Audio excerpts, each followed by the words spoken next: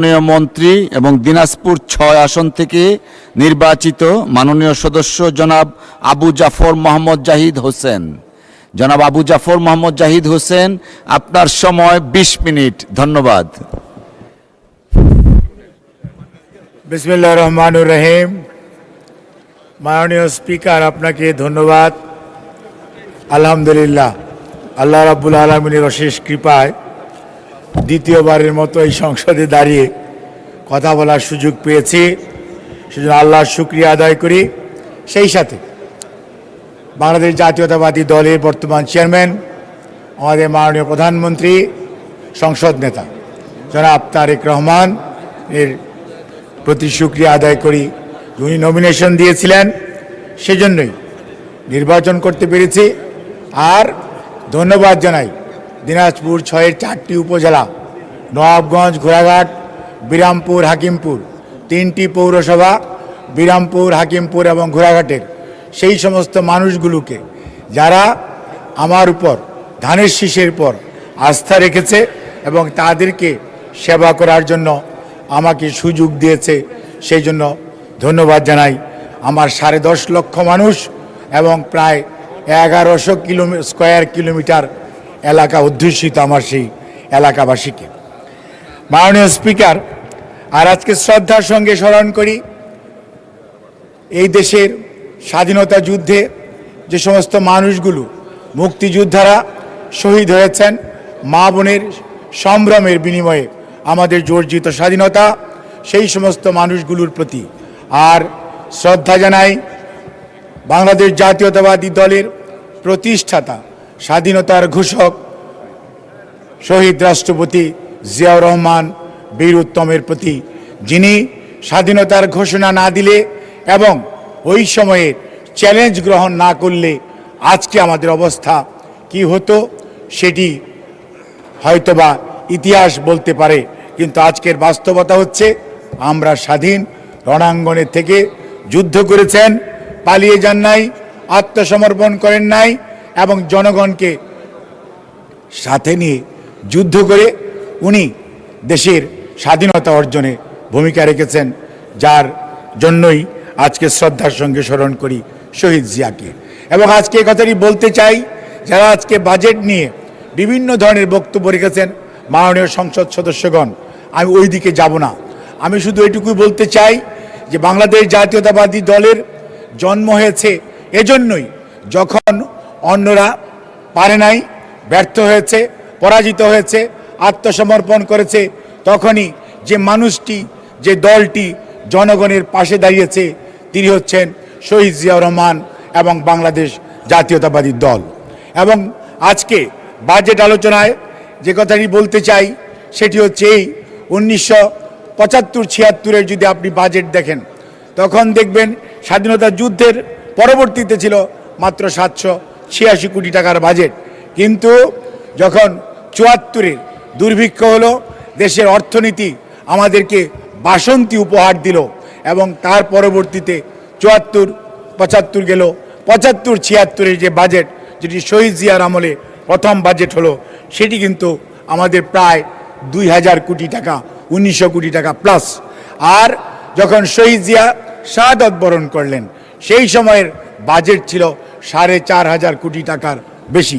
অর্থাৎ যে কথাটি বলতে চাই, যখন ওই সময়ও কম্বল চোর বলেন আর রিলিফ চোর বলেন, ওনারা যখন দেশের অর্থনীতিকে ফোকলা করে দিয়েছিল, উপহার দিয়েছিল বাসন্তী আর দুর্ভিক্ষ আর লঙ্গরখানা, সেই সময়ও কিন্তু বিএনপি সামনে গিয়ে এসেছিল, জনগণের পাশে দাঁড়িয়েছিল। ভঙ্গুর অর্থনীতি পুনর্গঠনে যিনি হাল ধরেছিলেন তিনি হচ্ছেন শহীদ জিয়াউর রহমান। এবং উনি সেই মানুষ, যে মানুষ সত্যিকার অর্থে বাংলাদেশে শৃঙ্খলা কাকে বলে এবং মানুষের গণতন্ত্র ফেরত দেওয়া, মানুষের বাক স্বাধীনতা ফেরত দেওয়া এবং সর্বোপরি দেশের কৃষিকে এমন একটি পর্যায়ে নিয়ে গেলেন, তলাহীন ঝুরি হয়ে গেল। চাল রফতানি করার দেশ, 1979 সনে প্রথম রফতানি হলো বাংলাদেশ থেকে চাল বিশ্বে, অর্থাৎ কৃষিতে স্বনির্ভরতা আসলো। আর আজকে যে অর্থনীতি নিয়ে আমরা গল্প করি, আমরা বড়াই করি, আমরা আজকে সেই অর্থনীতি আরএমজির সূচনা শহীদ রাষ্ট্রপতি জিয়াউর রহমান। আর রেমিটেন্স নিয়ে কথা বলি, রেমিটেন্স যোদ্ধাদের জন্য আমরা কথা বলি, সেটিও শুরু করেছিলেন শহীদ রাষ্ট্রপতি জিয়াউর রহমান। যে 3টি পিলারের উপর বাংলাদেশের অর্থনীতি বর্তমানে দাঁড়িয়ে আছে, তারই ধারাবাহিকতায় দেশনেত্রী বেগম খালেদা জিয়া 9 বৎসর আন্দোলন সংগ্রাম করেছেন স্বৈরাচার বিরোধী, এবং তার পরবর্তীতে 91 জাতীয় নির্বাচনে এদেশের মানুষ ওনার উপর আস্থা রেখেছে, বিএনপির উপর আস্থা রেখেছে। এবং এমন একটি সময় যখন স্বৈরাচার বাংলাদেশের প্রত্যেকটি প্রতিষ্ঠানকে ধ্বংস করে দিয়েছিল, সেই সময় বেগম খালেদা জিয়া অর্থাৎ আমাদের দেশনেত্রী, গণতন্ত্রের মা, ওই সময় দায়িত্ব নেওয়ার পরে উনি যখন বাজেট করেছিলেন 91-92 অর্থ বৎসরে, সেই বাজেট ছিল প্রায় 19,500 কোটি টাকার বাজেট। অর্থাৎ এরশাদের আমলের লাস্ট বাজেট ছিল 15,500 কোটি টাকার বাজেট। কিন্তু দেশনেত্রী বেগম খালেদা জিয়া তৎকালীন অর্থমন্ত্রী ছিলেন মরহুম এম সাইফুর রহমান, এবং উনি যখন ভ্যাটের ঘোষণা দিলেন, তখন আজকের বিরোধী দল, তৎকালীন বিরোধী দল সবাই মিলে, আপনাদের মনে থাকার কথা, ভ্যাটের বিরুদ্ধে আন্দোলন হয়েছিল। কিন্তু আজকে প্রমাণিত যে ভ্যাট এমন একটি বিষয় বাংলাদেশের অর্থনীতিকে সত্যিকার অর্থে এটি আজকে একটি সুদৃঢ় অবস্থানে নিয়েছে। অর্থাৎ ওই সময়কার সিদ্ধান্ত, তার পরবর্তীতে যখন আপনার আবারও খালেদা জিয়া আপনার প্রধানমন্ত্রী হিসেবে দায়িত্ব পালন করেছেন, উনি এই দেশের নারী শিক্ষা বলেন অথবা মানুষ বিনা পয়সায় শিক্ষা বলেন, আজকের নারী বিষয়ক বলেন, শিশু বিষয়ক বলেন, মুক্তিযুদ্ধ বিষয়ক মন্ত্রণা বলেন, প্রত্যেকটার পিছনে যে নামটি জড়িত সেটি হচ্ছে বেগম খালেদা জিয়া বাংলাদেশ জাতীয়তাবাদী দল। অর্থাৎ বিএনপি এমন একটি দল, যেই দল সব সময় মানুষের পাশে থাকে, মানুষের কথা বলে, মানুষের দুঃখ দুর্দশা লাঘবে ভূমিকা রাখে। এবং তারপরে পরবর্তীতে আপনি দেখেন বাজেট যখন 2001 বলেন, 2002 বলেন, 2005-06 বলেন, সর্বশেষ 70,000 কোটি টাকার বাজেট দিয়ে গিয়েছেন। আর বিগত স্বৈরাচার অর্থাৎ পলায়নকৃত স্বৈরাচারের 2022-23-এর বাজেট ছিল, যেটা মানে 23-24-এর বাজেট, সেটা ছিল 6 লক্ষ কোটি টাকা প্লাস। আর এই বছর আমাদের যোগ্য অর্থমন্ত্রী জনাব আমির খসরু মাহমুদ চৌধুরী, উনি 9,38,000 কোটি টাকার বাজেট দিয়েছেন। কোন সময়ে? যখন স্বৈরাচার এই দেশ থেকে বিলিয়ন বিলিয়ন ডলার দেশের থেকে পাচার করেছে, এবং বাংলাদেশের এমন কোনো গণতান্ত্রিক প্রতিষ্ঠান নাই, এমন কোনো প্রতিষ্ঠান নাই, প্রত্যেকটি প্রতিষ্ঠানকে ধ্বংস করে দিয়েছে। ব্যাংকিং খাতকে একদম ফোকলা করে দিয়ে বাংলাদেশ ব্যাংকে লুট করে নিয়ে গেছে। সেই অবস্থায় সেই অর্থনীতি, ভঙ্গুর অর্থনীতির উপর দাঁড়িয়ে আমির খসরু মাহমুদ চৌধুরী, আমাদের নেতা অর্থাৎ সংসদ নেতা জনাব তারেক রহমানের সুনির্দিষ্ট দিক নির্দেশনায় 9,38,000 কোটি টাকার বাজেট ঘোষণা করেছেন। অর্থাৎ বিএনপি চ্যালেঞ্জ নিতে জানে, চ্যালেঞ্জ গ্রহণ করতে জানে, চ্যালেঞ্জ বাস্তবায়ন করতে জানে। কাজেই বিএনপির হারানোর বা ভয়ের কিছু নাই। বিএনপি হচ্ছে এমন একটি রাজনৈতিক দল, যেই রাজনৈতিক দল সত্যিকার অর্থে এদেশের মানুষের পাশে থেকে যুদ্ধ করেছে, লড়াই করেছে, স্বাধীনতা এনে দিয়েছে, এবং বাসন্তী তাড়িয়ে এদেশ থেকে আপনার চাল রফতানি করেছে। আজকে আমরা মোটা কাপড় পরি, সেইটি শহীদ রাষ্ট্রপতি জিয়াউর রহমানের যে আরএমজি সেক্টরের এই যে রফতানি, আজকে আমাদের যে অর্থনৈতিক অবস্থা, প্রত্যেকটার পিছনে যেটি জড়িত সেটি হচ্ছে বাংলাদেশ জাতীয়তাবাদী দল। আর বিএনপি তো কাজ করবেই। বিএনপি তো সেই দল, আজকে যারা মুক্তিযুদ্ধের কথা বলেছিলেন, মুক্তিযুদ্ধের কথা বলতে বলতে মুখে ফেনা তুলে ফেলেছেন, তারা কিন্তু মুক্তিযোদ্ধাদের জন্য কিছুই করে নাই। মুক্তিযুদ্ধ বলেন, আর মুক্তিযুদ্ধ বিষয়ক মন্ত্রণালয় বলেন, আর স্বাধীনতা পুরস্কার বলেন, 21শে পদক বলেন, বাংলা একাডেমি পদক বলেন, প্রত্যেকটার পিছনেই শহীদ জিয়াউর রহমান, দেশনেত্রী বেগম খালেদা জিয়া। আজকে নারীর ক্ষমতায়ন বলেন, নারীর অধিকার বলেন, নারীর শিক্ষা বলেন, প্রত্যেকটার পিছনেই দেশনেত্রী বেগম খালেদা জিয়া। অর্থাৎ আমরা যেটি বলতে চাই, বাংলাদেশের যত ভালো কিছু আছে প্রত্যেকটার সাথে জড়িত যেই নাম, সেটি হচ্ছে বেগম খালেদা জিয়া, শহীদ জিয়াউর রহমান এবং বাংলাদেশ জাতীয়তাবাদী দল। আর এই মুহূর্তে যিনি নেতৃত্ব দিচ্ছেন তিনি হচ্ছেন জনাব তারেক রহমান। কাজেই তার উপর আস্থা রাখতে হবে, কারণ এই রক্তের মধ্যে শহীদ জিয়া আছে, খালেদা জিয়া আছে, আর আছে দেশপ্রেম। সেই জন্যই আগামীতে 9,38,000 কোটি টাকার বাজেট সত্যিকার অর্থেই একটি যুগোপযোগী বাজেট এবং প্রয়োজনীয় বাজেট। আজকে আমরা কথা বলছি, সমালোচনা করছি, কিন্তু পরক্ষণে আবার বলছি আমার এই ব্রিজটা দরকার, আমার এই কালভার্টটা দরকার, আমার এলাকার এয়ারপোর্ট দরকার, আমরা বিভিন্ন কথা বলছি। কাজেই এই অবস্থার মধ্যে দাঁড়িয়ে আমাদেরকে বাস্তবের মুখোমুখি হতে হবে, কারণ মানুষের প্রয়োজন আছে। এক সময় 7.5 কোটি লোক ছিল, এখন 180 মিলিয়ন লোক। আজকে আমরা সামাজিক সুরক্ষার কথা বলি, অনেকে বলেছেন শিক্ষায় নাকি সবচেয়ে বেশি বরাদ্দ। আমি আপনাদেরকে স্পষ্ট করে বলতে চাই, যেহেতু আমি সমাজ কল্যাণ, নারী, শিশু এইগুলো দেখি, সেই জন্য আপনাদের সামাজিক সুরক্ষা খাতে 1,44,000 কোটি টাকা বাজেট এই সরকারের। কাজেই এই সরকার একটি জনকল্যাণকর সরকার। এই সরকার মানুষের কল্যাণের জন্য সবচেয়ে বেশি বাজেট দিয়েছে, আর শিক্ষাকে দিয়েছে 2য় স্থানে। অর্থাৎ শিক্ষিত হবেন, দক্ষতা অর্জন করবেন, তারপরে এমপ্লয়মেন্টে যাবেন। এই হচ্ছে সরকারের দিক নির্দেশনা, সরকারের প্ল্যানিং। সেই জন্যই আজকে শিক্ষাকে, যার শিক্ষিত হবেন, দক্ষতা অর্জন করবেন, স্বাস্থ্য ভালো থাকতে হবে, সেই জন্যই স্বাস্থ্যকে দেওয়া হয়েছে তার 2য়, অর্থাৎ সবচেয়ে বেশি বাজেট যেটা আছে স্বাস্থ্য। স্বাস্থ্যর ব্যাপারে আমার একটু কথা আছে, যেহেতু আমি ডাক্তার মানুষ, আমার একটু কথা বলা দরকার। এখানে মাননীয় অর্থমন্ত্রী দৃষ্টি আকর্ষণ করব।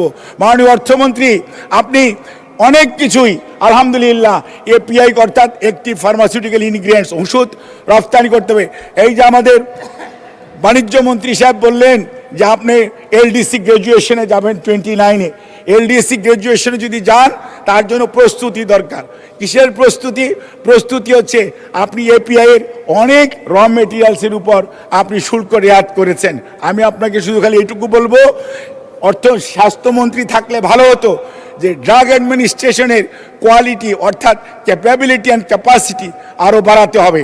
কারণ আমাদের ঔষধ আমেরিকায় রফতানি হয়, আমাদের ঔষধ ইউকেতে রফতানি হয়, আমাদের ঔষধ ব্রাজিল, সিঙ্গাপুর, অস্ট্রেলিয়ায় রপ্তানি হয়। কিন্তু সমস্যা হচ্ছে ড্রাগ অ্যাডমিনিস্ট্রেশনের আমাদের যে ল্যাব, সেই ল্যাবের যে ক্যাপাসিটি, সেই ক্যাপাসিটি হওয়া উচিত ম্যাচুরিটি লেভেল 3 ML3, কিন্তু সেই ক্যাপাসিটিটা তাদের না থাকার কারণে তাদের এই আমাদের কোম্পানিগুলো ড্রাগস বিদেশে রপ্তানি করতে পারছে না, কারণ ইন্টারন্যাশনাল বিডিংয়ে তারা কোয়ালিফাই করছে না। কিন্তু তারা কিন্তু বাইল্যাটারাল বিডিংয়ে দে আর পার্টিসিপেটিং। আপনাকে মনে রাখতে হবে, যখনই আপনি এলডিসি গ্র্যাজুয়েশনে যাবেন তখন পৃথিবীর সব দেশ আপনার কাছে ওষুধ নিয়ে আসবে। তখন এই প্যারাসিটামল আজকে 2 টাকা দাম শুনলে মন খারাপ করবেন, বাস্তবতা হচ্ছে ওই সময় 10 টাকা দিয়ে প্যারাসিটামল কিনে খেতে হবে। কাজেই আগেই প্রস্তুতি নেন, যাতে আপনি এখন প্যারাসিটামল অর্থাৎ ম্যাক্সিমাম ড্রাগের রেজিস্ট্রেশন এখন করে নিতে হবে। সেই জন্য ড্রাগ অ্যাডমিনিস্ট্রেশনকে আরও বেশি ক্যাপাসিটি ডেভেলপ করতে হবে, সো দ্যাট আপনি এলডিসি গ্র্যাজুয়েশনের পরে আপনার দেশের মানুষকে স্বল্প মূল্যে ঔষধ দিতে পারেন। আর এই পৃথিবীতে চায়না এবং ইন্ডিয়া এরা হচ্ছে এপিআই তৈরির কারখানা। সারা পৃথিবীর পাকঘর হলো চায়না এবং ইন্ডিয়া। 2য় স্থান, 3য় স্থানে যেটা আসবে সেটা হবে বাংলাদেশ। এবং সেটা যদি গ্রহণ করতে হয় তাহলে আজকে আপনার ক্যাপাসিটি ডেভেলপ করতে হবে, সো দ্যাট আপনি এমন এপিআই তৈরি করবেন বিলিয়ন বিলিয়ন ডলার। আজকে আরএমজি যেমন আপনার ডলার আর্ন করে, আপনি এপিআই অর্থাৎ একটি ফার্মাসিউটিক্যাল ইনগ্রিডিয়েন্টস রপ্তানি করে আপনি কিন্তু সেই পরিমাণ র মেটেরিয়ালস রপ্তানি করে আপনি টাকা আর্ন করতে পারবেন। এবং আপনার জন্য বাজার উন্মুক্ত হবে, শুধু নয় অর্থ পাবেন সেটি নয়, অনেক হোয়াইট কালার এমপ্লয়মেন্ট জেনারেশন হবে। এটি খুবই প্রয়োজনীয়। এই জিনিসটি আমি বললাম, এটার জন্য আমাদের খেয়াল রাখা উচিত।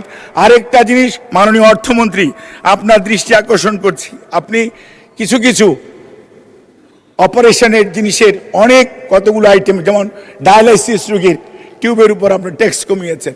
আপনাকে বিনীত অনুরোধ করব মাননীয় প্রধানমন্ত্রী এবং স্পিকারের মাধ্যমে, যে আপনি দয়া করে হার্টের ভাল্ব এই জিনিসটি হয়তো আপনার দৃষ্টিতে কেউ নিয়ে আসলে এটি হয়তো হতো। হার্টের ভাল্ব আর হচ্ছে অক্সিজেনেটার বলে একটা ইয়ে আছে, হার্টের অ্যাপ্লায়েন্স আছে। আর এত রোড ট্রাফিক অ্যাক্সিডেন্ট হয়, রোড ট্রাফিক অ্যাক্সিডেন্টে অনেক নিউরোভাস্কুলার ইনজুরি হয়। সেই সমস্ত ক্ষেত্রে আমাদের রেডিও ফ্রিকোয়েন্সি অ্যাবলেশন ফাইবার আর হচ্ছে পেরিফেরাল ভাস্কুলার স্ট্যান্ট আছে। আপনি হার্টের স্ট্যান্ড করছেন, ভাস্কুলার স্ট্যান্ট আছে। এইগুলো কয়েকটা আইটেম যদি আপনি মানে ভ্যাট আপনি মাফ করে দেন, এগুলো খুব বেশি লাগে না, কিন্তু এগুলোর দাম খুব বেশি। কাজে সেই জন্য যদি ভ্যাটটা মৌকুফ করা হয় তাহলে চিকিৎসা জগতে অনেক গরিব মানুষের ভালো চিকিৎসা হবে। কারণ আপনি তো মানবিক প্রধানমন্ত্রী, মানবিক অর্থমন্ত্রী, আপনাকে আমরা জাস্ট কয়েকদিন আগে অ্যাপ্রোচ করেছিলাম আমাদের দেশের প্রতিবন্ধী মানুষগুলোর পাশে দাঁড়ান। আপনি এবং মাননীয় প্রধানমন্ত্রী আপনাকে নির্দেশনা দিয়েছে এবং আপনি আমাদেরকে এই যে এমপি সাহেবরা এখানে আছেন, যত সংসদ সদস্যরা আছেন, সবার শত শত ডিও আছে, যাদের হুইল চেয়ার লাগবে, কারো আপনার সেলাই মেশিন লাগবে, কারো বিভিন্ন ধরনের সাহায্য সহযোগিতা লাগবে। আমাদের সরকার যেহেতু একটি মানবিক সরকার, এই সরকারের নির্বাচনী কমিটমেন্ট আছে প্রতিবন্ধীদেরকে সহযোগিতা করার জন্য। কাজেই আপনি যে সাহায্য আমাদেরকে করেছেন সেটা দিয়ে কিন্তু আমরা হুইল চেয়ার এবং আপনার সেলাই মেশিন ক্রয় করার উদ্যোগ গ্রহণ করেছি এবং আমরা সংসদ সদস্যদেরকে আশ্বস্ত করতে যাই, মাননীয় প্রধানমন্ত্রীর সাথেও আমাদের কথা হয়েছে। আমরা 350 জন সংসদ সদস্য এখানে উপস্থিত আছেন আলহামদুলিল্লাহ। এটা আসার পরে আমরা সবাই এখানে কোনো ধরনের ডিসক্রিমিনেশন থাকবে না ইনশাল্লাহ। যার যেখানে যতটুকু প্রয়োজন সাধ্য অনুযায়ী, বাংলাদেশে আর্থিক সীমাবদ্ধতার মধ্যেও সাধ্য অনুযায়ী সেটি আমরা বিতরণ করব। এবং মাননীয় অর্থমন্ত্রী আমাদেরকে বারবার বলেছেন, কারণ উনি ওই কমিটির চেয়ারম্যান, আমি ওই কমিটির সদস্য সচিব, উনি বারবার বলেছেন যে প্রতিবন্ধীদের বিষয়, ডিসেবলদের জন্য দেয়ারা 11 ধরনের ডিসেবলড আছে, প্রতিবন্ধী আছে, তাদের পাশে দাঁড়ানো আমাদের সবার নৈতিক দায়িত্ব। প্রতিবন্ধীর সংখ্যা বাংলাদেশে কেউ বলবেন 40 লক্ষ, কেউ বলবো 45 লক্ষ, এবং WHO হিসাবে হচ্ছে আমাদের দেশের 6% of the total population, this way that way they are disabled. এখন এই মানুষগুলোকে যদি অ্যাড্রেস করতে হয়, ডিসেবলকে অ্যাড্রেস করতে মিনিমাম 2-3 জন সহকারী লাগে। কাজে সেই লোকগুলোকে পাশে দাঁড়ানো, সেই লোকদেরকে এমপ্লয়মেন্ট করা, খালি তাদেরকে হেল্প করে না, you need to give them the education, you need to make them have some skill, then তাদেরকে আপনি পুনর্বাসন করবেন। তাহলেই কেবল একটা ইনক্লুসিভ সোসাইটি হবে, যেটা বাংলাদেশ জাতীয়তাবাদী দলের নির্বাচনী ম্যানিফেস্টো, সরকারের অগ্রাধিকার, এবং সেই লক্ষ্যেই বর্তমান সরকার কাজ করছে। এবং আমি মনে করি মাননীয় অর্থমন্ত্রী, আপনি দয়া করে এই বিষয়গুলো আমি যে কয়েকটা বললাম আমি আপনাকে লিখিতভাবে আবার দিব, সো দ্যাট এটা আপনি দয়া করে অ্যাড্রেস করবেন। আমি যে জিনিসটা আরেকটু বলতে চাই, আজকে না কনজেনিটাল হার্ট ডিজিজের টাকা দেয়, কনজেনিটাল হার্ট ডিজিজের টাকা আগে থেকেই দেয়, সেটা আমি জন্য বলি না। উনি কিন্তু cirrhosis of liver, congenital heart disease, তারপরে আপনার হচ্ছে লিভার ডায়ালাইসিসের জন্য, তারপরে যে কোনো ধরনের মেলিগনেন্সিতে ওরা আমাদের সরকার কিন্তু সহযোগিতা করে। কিন্তু তারপরেও বলবো, আমরা 50,000 থেকে 1 লক্ষ টাকা করেছেন, 300 কোটি টাকার বাজেট 650 কোটি টাকা করেছেন, সেই জন্য আপনাকে ধন্যবাদ। কিন্তু তারপরও আমি বলবো যে আপনার এই সেক্টর হচ্ছে এত বেশি প্রয়োজন মানুষের, সত্যিকার অর্থে এখানে আরও যদি বাড়ানো যায়, এটা আপনার দয়া করে খেয়াল রাখার জন্য আমি আপনার কাছে বিনীত অনুরোধ করছি। আরেকটা হচ্ছে যে কাজটা ফ্যামিলি কার্ড, যেটা অনেকেই বলেছেন, আমি শুধু আপনাদেরকে আশ্বস্ত করতে চাই, আমি অনেক সংসদ সদস্যের বক্তব্য শুনেছি, ফ্যামিলি কার্ড আগামী 4 বছরে পর্যায়ক্রমে বাস্তবায়ন করা হবে। আমরা 3 টার্মে আমরা পাইলটিং করেছি, মাননীয় অর্থমন্ত্রী সেই কমিটির চেয়ারম্যান, আমাদের অনেক মন্ত্রী মহোদয় এবং উপদেষ্টাগণ, সরকারি উচ্চপদস্থ কর্মকর্তারা সদস্য, আমি নিজেও সেটার সদস্য সচিব হিসেবে দায়িত্ব পালন করছি। এখানে এই বছর অর্থাৎ জুলাইয়ের 1 তারিখ থেকে 30শে জুন পর্যন্ত আপনার টোটাল হবে পাইলটিং সহ 41 লক্ষ পরিবার সুবিধা পাবে। ইট ইজ নট দ্যাট যে ফ্যামিলি প্ল্যানিং বা ফ্যামিলি কার্ড 41 লক্ষকে দেওয়া হবে, ফ্যামিলি কার্ড দেওয়া হবে বেশি সংখ্যক মানুষকে, সুবিধাভোগী হবে 41 লক্ষ পরিবার।